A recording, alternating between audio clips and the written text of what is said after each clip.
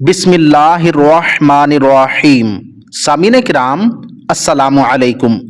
ام المومنین حضرت سیدہ خدیجہ بنت خویلد کی پیدائش 556 عیسوی اور وفات 30 اپریل 619 عیسوی میں ہوئی۔ آپ مکہ کی ایک معزز، مالدار، عالی نسب خاتون تھیں جن کا تعلق عرب کے ایک مشہور و معروف قبیلے قریش سے تھا۔ آپ رضی اللہ تعالیٰ عنہ حسن و جمال اور سیرت کے لحاظ سے طاہرہ کے لقب سے مشہور تھیں۔ حضور صلی اللہ علیہ وآلہ وسلم کے حضرت خدیجہ رضی اللہ تعالیٰ عنہ سے نکاح کے حوالے سے ایک پہلو ملحوظ رہنا چاہیے، جس سے حضرت خدیجہ رضی اللہ تعالیٰ عنہ کی طہارت و نزاہت اور حضور کے ساتھ نکاح میں رغبت کی وجہ آشکارا ہو جائے۔ چنانچہ بعض روایات سے یہ بات معلوم ہوتی ہے کہ حضرت خدیجہ رضی اللہ تعالیٰ عنہ کے چچا زاد ورقہ بن نوفل جو زمانہ جاہلیت میں ہی نصرانیت قبول کر چکے تھے اور عبرانی زبان بھی جانتے تھے، اور انجیل عبرانی میں پڑھ کر اپنے اقربا کو اس کی روشنی میں واعظ و نصیحت بھی کرتے تھے اور ایک آخری نبی کے آنے کی بشارت بھی سناتے تھے۔ عمر کے اعتبار سے یہ بزرگ تھے اور حضرت خدیجہ رضی اللہ تعالیٰ عنہ ان کے یہ نصاحے اور سچے نبی کی بشارت بڑے شوق و رغبت سے سنتی تھیں۔ نیز یہ بھی سنتی تھیں کہ اس نبی عظیم الشان کی بعثت کا زمانہ قریب ہے، اور اس حوالے سے انہوں نے ورقہ بن نوفل سے کافی کچھ سن رکھا تھا۔ چنانچہ حضور صلی اللہ علیہ وآلہ وسلم کی صداقت و دیانت اور دیگر صفات کمال کا ذکر سنا اور ورقہ بن نوفل کی بتلائی ہوئی بعض علامات نبوت حضور میں پائیں، تو انہوں نے اپنے غلام میسرہ کے ساتھ حضور کو مال تجارت دے کر اسی لیے بھیجا کہ حضور کے تجارتی و مال اور سفر میں حضور کے اخلاق و عادات کا مزید مشاہدہ کر سکیں۔ اس لیے بعض روایات میں ہے کہ انہوں نے غلام کو ہدایت کی تھی کہ سفر کے تمام واقعات نوٹ کرے اور واپسی پر پوری تفصیل بتائے۔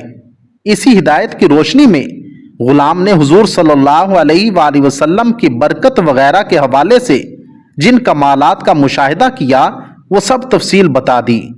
اس سے حضرت خدیجہ رضی اللہ تعالیٰ عنہ کا ظن غالب ہو گیا کہ اللہ تعالیٰ کے آخری رسول یہی ہیں، اور انہوں نے یہ سوچا کہ اس سے بڑی سعادت کیا ہوگی کہ حضور کی زوجیت کے رشتے سے منسلک ہو جاؤں۔ چنانچہ صدیقہ، طاہرہ، مطہرہ ام المومنین حضرت خدیجہ رضی اللہ تعالیٰ عنہ نے بالواسطہ حضور کو پیغام نکاح بھیج دیا، اور پھر جس ثمرے کی وہ منتظر تھیں، حضور کی پہلی وحی کے نزول کے ساتھ ہی ان کی امید برائی، اور فرط مسرت میں حضور کو ورقہ بن نوفل کے پاس اسی لیے ساتھ لے گئیں کہ ورقہ بالمشافہ حضور کی گفتگو سن کر تصدیق کر دیں کہ یہی وہ رسول ہیں جن کا ذکر انجیل کی روشنی میں وہ کرتے آئے تھے۔ حضرت خدیجہ رضی اللہ تعالی عنہا نے حضور کو تجارتی کاروبار میں شریک کیا اور کئی مرتبہ اپنا سامان تجارت دے کر بیرون ملک بھیجا۔ واپسی پر حضرت خدیجہ کے غلام میسرہ نے حضور کے اوصاف حمیدہ حضرت خدیجہ کو بتائے، تو حضرت خدیجہ حضور کی تاجرانہ حکمت و دیانت، صداقت و محنت اور اعلیٰ اخلاق سے اتنی متاثر ہوئیں کہ آپ رضی اللہ تعالی عنہ نے حضور کو شادی کا پیغام بھجوا دیا، جسے حضور صلی اللہ علیہ وآلہ وسلم نے اپنے بڑوں کے مشورے سے قبول فرمایا۔ اس وقت حضرت خدیجہ کی عمر 40 سال تھی، جبکہ حضور کی عمر مبارک صرف 25 سال تھی۔ حضرت خدیجہ نے سب سے پہلے اسلام قبول کیا اور پہلی ام المومنین یعنی حضور کی زوجہ محترمہ بننے کی سعادت حاصل کی، اور 25 سال کا ایک طویل عرصہ تک نبی اکرم صلی اللہ علیہ وآلہ وسلم کی اکلوتی زوجہ غم گسار اور شدید ترین مشکلات میں ساتھ بقیہ تمام ازواج النبی حضرت خدیجہ کی وفات کے بعد حضور کی زوجہ بنی۔ حضور کی ساری اولاد سیدہ خدیجہ سے پیدا ہوئی۔ حضرت ابراہیم جو کہ حضور کے صاحبزادے تھے، وہ ام المومنین حضرت سیدہ ماریہ قبطیہ کے بطن سے پیدا ہوئے تھے، جو کہ اسکندریہ کے بادشاہ اور قبطیوں کے بڑے کی طرف سے حضور نبی کریم صلی اللہ علیہ وآلہ وسلم کو بطور ہدیہ پیش کی گئی تھیں۔ حضرت خدیجہ کی دولت و ثروت اور شریفانہ اخلاق نے تمام قریش کو اپنا گرویدہ بنا رکھا تھا، اور ہر شخص ان سے نکاح کا خواہاں تھا، لیکن کارکنان قضاء و قدر کی نگاہ انتخاب کسی اور پر پڑ چکی تھی۔ हुजूर सल्लल्लाहु अलैहि वसल्लम माल तिजारत लेकर शाम से वापस आए तो सैयदा खदीजा ने शादी का पैगाम भेजा। नफीसा नामी खातून जो कि याला बिन उमैया की हमशीरा थी, इस खिदमत के लिए मुकर्रर हुई। हुजूर सल्लल्लाहु अलैहि वसल्लम ने पैगाम निकाह को मंजूर फरमाया और शादी की तारीख मुकर्रर हो गई। हजरत खदीजा रजी अल्लाह तआला अन्हा के वालिद इससे पहले वफात पा चुके थे, ताहम उनके चचा अम्र बिन असद जिंदा थे। अरब में औरतों को ये आज़ादी हासिल थी कि शादी ब्याह के मुतल्लिक खुद गुफ्तगू कर सकती थीं। इसी बिना पर हजरत खदीजा ने चचा के होते हुए खुद बराह रास्त तमाम मरातिब तय किए। तारीख मुइन पर अबू तालिब और तमाम रुअसाए खानदान, जिनमें आपके बहनोई और नबी अकरम सल्लल्लाहु अलैहि वसल्लम के चचा हजरत हमजा बिन अब्दुल मुत्तलिब भी थे, उन लोगों में अम्र बिन असद और वर्का बिन नौफिल काबिल जिक्र हैं। ये सब सैयदा खदीजा के मकान पर आए।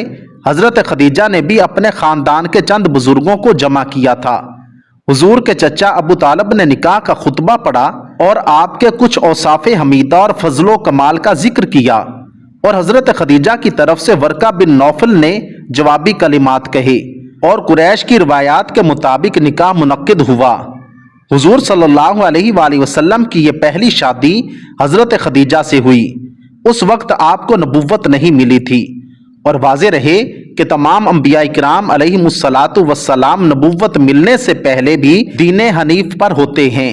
चुनाचे आप सल्लल्लाहु अलैहि वसल्लम भी मिल्लत इब्राहीमी पर कायम थे, और हजरत खदीजा की रास्ती और तहारत भी मुसल्लम थी। नेज़ वर्का बिन नौफल की तालीमात की रोशनी में वो हुजूर को नबी आखिरुज़्ज़मां ही समझकर निकाह कर रही थीं, इसलिए यह निकाह दीन हनीफ मिल्लत इब्राहीमी पर मुनक्किद हुआ था। नेज़ दीन इस्लाम के आने के बाद अरब के दस्तूर के मुताबिक किए गए साबिका निकाहों का भी एतबार किया गया, और ईमान लाने वाले सहाबा इकराम को तजदीद निकाह का हुक्म नहीं दिया गया। हजरत खदीजा के हक महर के हवाले से बात करें तो हजरत खदीजा का हक महर दो तरह का आया है। पहले नंबर पर अबू तालिब ने खुतबा निकाह पढ़ा और महर की अदायगी की जिम्मेदारी खुद अपने सर ली, और 20 बिकरा एक खास किस्म का आला होता था जो कपड़ा काटने के काम आता था, जैसे खड्डी वगैरह महर तय पाया, जो आप सल्लल्लाहु अलैहि वसल्लम ने हजरत खदीजा रजी अल्लाह ताला अन्हा को अदा किया, और ख़ानदान के उन्हीं अफराद की मौजूदगी में दस्तूर के मुताबिक आप दोनों हजरात रिश्ता इज़्दिवाज में मुंसलिक हो गए। दूसरे नंबर पर अम्र बिन असद के मशवरे से 500 तलाई दिरहम महर करार पाया, और हजरत खदीजा ताहिरा हरम नबुव्वत होकर पहली उम्मुल मोमिनीन के शर्फ से मुमताज हुई। उस वक्त हजरत मोहम्मद सल्लल्लाहु अलैहि वसल्लम 25 साल के थे, और हजरत खदीजा की उम्र 40 बरस की थी। यह बेसत से 15 साल कबल का वाक़या है।